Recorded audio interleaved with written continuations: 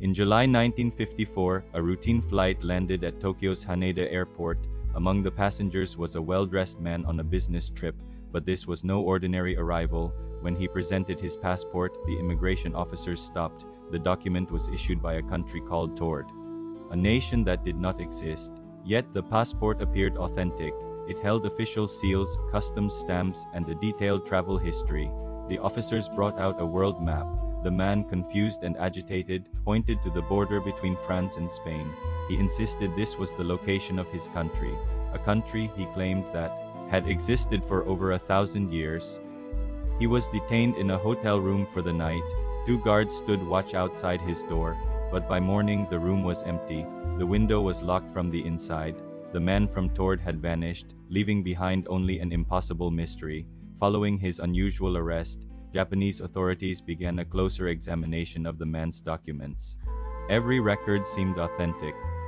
His driver's license, his company papers, even his bank documents were all real.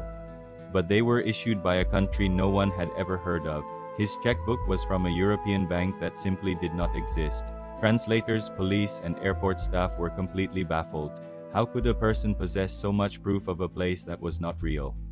For his own safety, officials moved him to a nearby hotel, stationing 2 guards outside his room. But when morning came, the man from Tord was gone. The door had been locked from the inside. There were no footprints on the balcony. No trace of him remained. And stranger still, his passport, his papers, and all the evidence of his impossible origin had vanished with him.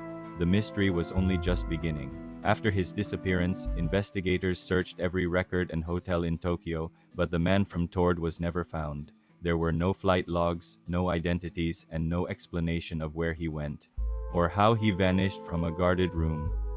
Some claimed he slipped into a parallel dimension, returning to his world where the country of Tord truly existed on the map.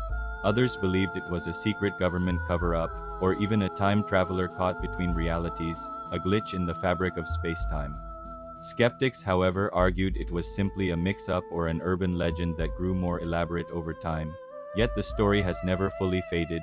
Decades later, people still ask, who was the man from Tord? A lost traveler from another world, or was he proof that our own reality isn't nearly as fixed as we believe? Perhaps the most unsettling question isn't where he came from, but where he went.